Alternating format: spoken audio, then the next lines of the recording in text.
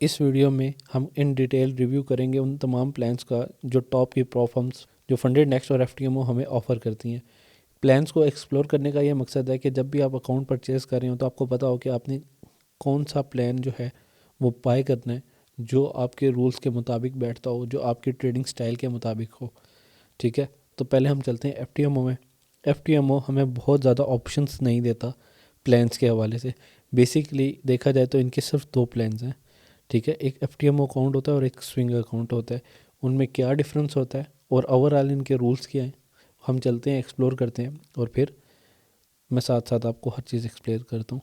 देखें, ये हम एफटीएमओ की अभी मेन वेबसाइट पे, जब हम नीचे आते हैं ना तो तकरीबन सब वेबसाइट्स ने अपने मेन पेज पे ही अपने जितने भी प्लान हैं वो दिए होते हैं और साथ उनके सारे रूल्स लिखे होते हैं। अब वो सबसे पहले कह रहे हैं कि आपने करेंसी सेलेक्ट करनी है जिस करेंसी में आपने अकाउंट को बाय करना है। ठीक है, अगर मैं पाउंड चाहूँगा तो ये देखें ये सब कुछ पाउंड आ गया। ठीक है, आप कौन सी करेंसी चाहते हैं। ठीक है, जिस भी करेंसी में आपकी मदर करेंसी हो, तो मोस्टली जो ट्रेडर्स हैं वो यूएसडी यूज़ करते हैं। अब वो कह रहा है कि आपको कौन सा अकाउंट लेना है, 10K का, 25K का, 50K का, 100K का या 200K का। मैं इसको कह देता हूँ कि मैंने प्लान लेना है 100K का। अच्छा, एक चीज़ आपने यहाँ पर नोट रखनी है कि एफटीएमओ आपको 400K यानी कि 4 लाख तक का फ़ंड अलाउ करता है, मतलब लाइव अकाउंट। मतलब आपके पास 2-2 लाख के 2 या 1-1 लाख का 4 या 50-50 हज़ार के 8 अकाउंट मैक्सिमम आप लाइव रख सकते हैं। इससे ज़्यादा अगर आपका फ़ंड लाइव होगा तो वो ऑन होल्ड हो जाएगा। जब तक पिछले अकाउंट उड़ेंगे नहीं तब तक आपको अगला प्लान नहीं मिलेगा, अगला अकाउंट नहीं मिलेगा। ठीक है, तो मैं लेट्स सपोज इसको 100K का अगर मैं अकाउंट रखता हूँ तो अब वो मुझे क्या कह रहा है। सबसे पहले होते हैं ट्रेडिंग पीरियड। आप में से जो पुराने लोग होंगे उनको पता होगा कि पहले अकाउंट पास करने के लिए एक टाइम होता था। कुछ प्रोफर्म्स 30 डेज़, कुछ 35 डेज़ और कुछ 40 डेज़ भी आपको ऑफ़र करती थी कि आपने जब एक नया अकाउंट लेना है तो आपने 30 दिन, 35 दिन या 40 दिन, जितने भी दिन वो ऑफ़र कर रहे हैं उसके अंदर अंदर उसको पास करना है। अगर आप वो अकाउंट पास नहीं कर सके तो क्या होगा, आपका अकाउंट ब्रीच हो जाएगा। लेकिन अब जितने भी टॉप की फॉर्म्स हैं वो आपको अनलिमिटेड टाइम देती हैं कि कोई कैद नहीं, आप 6 महीने लगा के, 8 महीने लगा के भी एक अकाउंट को पास कर सकते हैं। तो इस केस में भी एफटीएमओ में भी आपको जो है पीस ऑफ माइंड दे रहा है वो आपको, और वो कह रहे हैं कि हम आपको कोई जो है टाइम लिमिट नहीं दे रहे कि आपने अपने प्रॉफिट टारगेट्स कितने टाइम में करने हैं। आपका 6 महीने लगते हैं, 8 महीने लगते हैं, कोई मसला नहीं है। तो अनलिमिटेड टाइम पीरियड है, फ़ेज़ 1 के लिए भी, फ़ेज़ 2 के लिए भी और लाइव अकाउंट के लिए भी। सेकेंडली आ जाता है minimum trading days. Minimum trading days ये होता है कि आपने कितने दिन ट्रेडिंग करनी है मिनिमम। लेट्स सपोज आपके पास आज अकाउंट आता है और आज ही आप उसको पास कर लेते हैं तो आज आपको फ़ेज़ 2 नहीं मिलेगा। आपको ट्रेडिंग करनी होती है मिनिमम डेज़, इसमें वो 4 दिन है, 4 डेज़ और लाइव में आपको नहीं है। इसका मतलब ये है कि अगर आज मैं अकाउंट लेता हूँ और आज मैं उसको प्रॉफिट टारगेट, वो हम नीचे आके देखेंगे क्या होता है, उसको अचीव कर लेता हूँ तो तब भी मुझे नेक्स्ट फेज़ में नहीं जाने देंगे जब तक मेरे ये मिनिमम ट्रेडिंग डेज पूरे नहीं होते। ये फ़ेज़ 1 के लिए भी चाहिए होते हैं, फ़ेज़ 2 के लिए भी। अगर फ़ेज़ 2 का भी मैं प्रॉफिट टारगेट अचीव कर लेता हूँ एक दिन में, तब भी मुझे मिनिमम फिर 3 दिन मज़ीद ट्रेडिंग करनी पड़ेगी, फिर जाके मैं लाइव अकाउंट में जाऊँगा। अच्छा, नेक्स्ट इनका रूल है मैक्सिमम डेली लॉस, कि एक दिन में आप ज़्यादा से ज़्यादा क्या नुकसान कर सकते हैं। आप 1 लाख का अकाउंट ले रहे हैं, ऐसा नहीं है कि आपको वो 1 लाख का पूरा बैलेंस मिलेगा। जैसे आप 1 लाख का अगर आपके पास अकाउंट है तो आप 1 लाख का 1 लाख एक दिन में लॉस नहीं कर सकते। तो कितना कर सकते हैं आप, सिर्फ 5%, $5,000। यानी कि अगर आप एक दिन में 5,000 का 1 लाख वाला अगर आपके पास अकाउंट है तो अगर आप उसमें से 5,000 ही, पूरा 5,000 या 5,001 डॉलर भी अगर आप उसमें लॉस करते हैं तो आपका अकाउंट ब्रीच हो जाएगा। ब्रीच होने का मतलब ये है कि आपका अकाउंट उड़ जाएगा, आपको वो जो आपने अकाउंट परचेज़ किया था वो ख़त्म हो जाएगा, आपकी एक्सेस ख़त्म हो जाएगी। फिर आप उसको पास भी कर लेंगे तो आपको कोई फ़ायदा नहीं होगा। ठीक है, तो ये जो लॉसेस होते हैं इनसे आपने बचना होता है। अब डेली लॉस 5,000 का। मैक्सिमम लॉस ये होता है कि जहाँ पर आपका अकाउंट वायलेट हो जाएगा, बेशक आपके पास डेली का ड्रॉडाउन या डेली लॉस लिमिट पड़ी हो, ये है इसमें 10,000। अब इसका मतलब क्या है, इसका मतलब ये है जो आप लाख वाला अकाउंट ले रहे हैं ना, इसमें 1 लाख का बैलेंस नहीं होता, इसमें बैलेंस कितना होता है, सिर्फ 10,000 का। अगर आपका 1 लाख वाला अकाउंट है ये 90,000 तक आपके साथ रहेगा, जैसे ही ये 89,999 पे जाएगा आपका अकाउंट फिर ब्रीच हो जाएगा।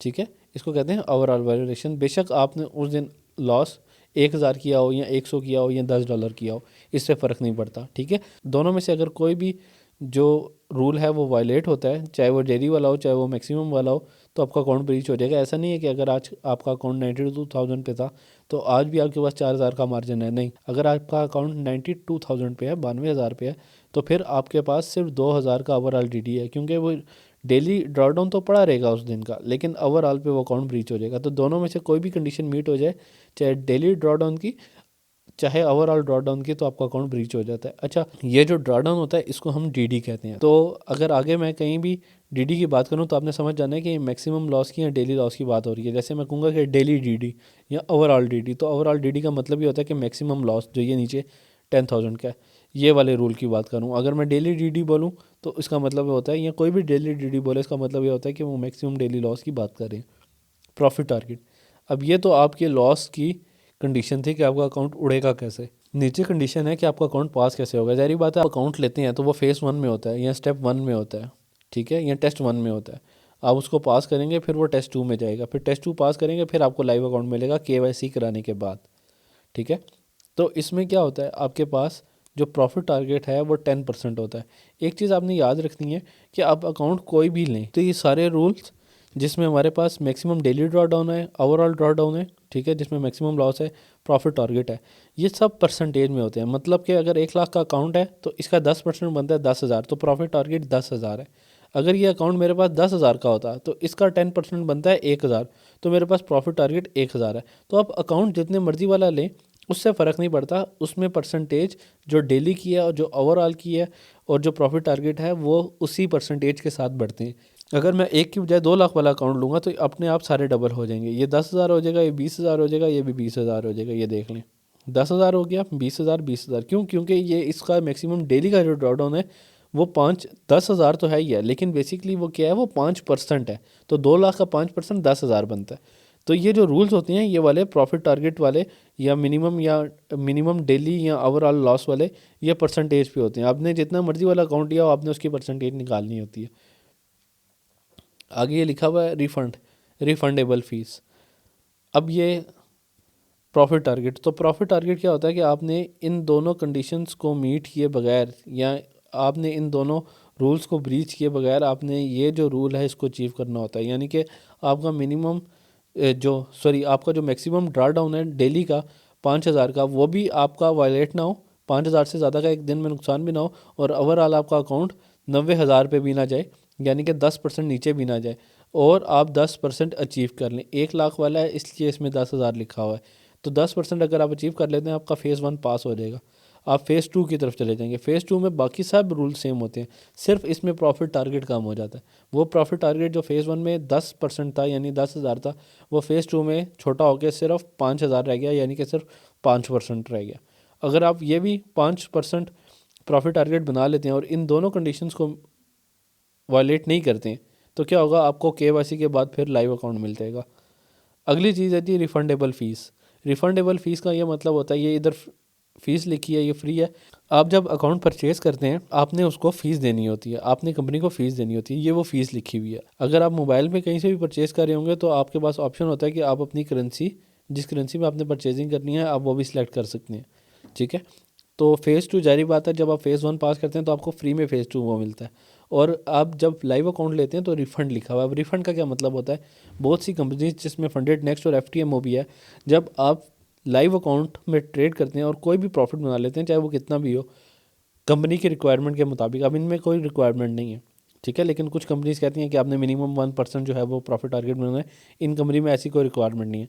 अगर आपके पास 1 लाख का अकाउंट है, आप उस पर $100 भी बनाते हैं और उसका टाइम पीरियड आ जाता है, तो क्या होगा, आपको वो पे आउट का तो 80% मिलेगा FTMO के केस में, साथ आपको पूरी फ़ीस रिफ़ंड भी मिल जाएगी। यानी कि जिस फीस पे आपने अकाउंट परचेज़ किया था वो फ़ीस आपको सारी वापस मिल जाती है पहले पे आउट के साथ। अब पे आउट क्या होता है, पे आउट ब्रोकर की तरह नहीं होता। ब्रोकर में ये होता है कि आपने अपने पैसे डाले, आप ट्रेड करें, आप जब मर्जी निकलवा लें।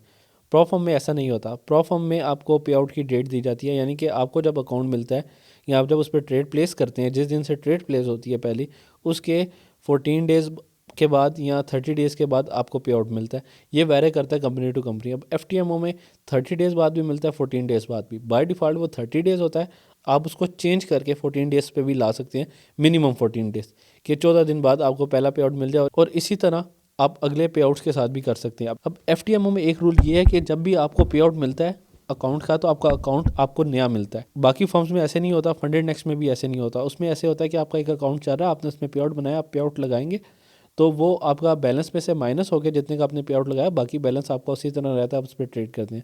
एफटीएमओ हर पे आउट देने के बाद आपको नया अकाउंट देता है, बिल्कुल फ्रेश अकाउंट देता है जिसको आपने लॉगिन करना होता है। तो जिस वक्त आपका पहला पे आउट आपको मिलता है उसके साथ वो आपको फीस भी दे देते हैं। अब इसमें क्या चीज़ है जो इम्पोर्टेंट है, मैंने आपको बताई, ये तो एक ही इसमें था। बेसिकली इसमें दो तरह के जो है ना आपको अकाउंट्स मिलते हैं, वो इधर उन्होंने मेंशन नहीं किया। जब आप अकाउंट परचेज़ कर रहे होते हैं तो आपको वो बताते हैं। एक होता है आपका एफटीएमओ का अकाउंट और एक होता है स्विंग अकाउंट। स्विंग अकाउंट में जो लेवरेज होती है वो 1:100 जो कि नॉर्मल अकाउंट होती है उससे कम होकर 1:30 पे आ जाती है, ठीक है। लेकिन उसमें क्या होता है, आप वीकेंड होल्डिंग कर सकते हैं, ओवर द नाइट भी। तो फिर आपके पास, इनके पास आपके लिए स्विंग अकाउंट होता है। लेकिन स्विंग अकाउंट का मसला ये होता है कि उसमें लेवरेज 1:30 होती है। तो ये एफटीएमओ का बेसिकली एक ओवरव्यू था, मैंने आपको बता दिया हर एक रूल के बारे में। अब हम आगे चलेंगे और देखेंगे कि फंडेड नेक्स्ट के क्या क्या प्रोग्राम्स हैं और क्या क्या उनके रूल्स हैं।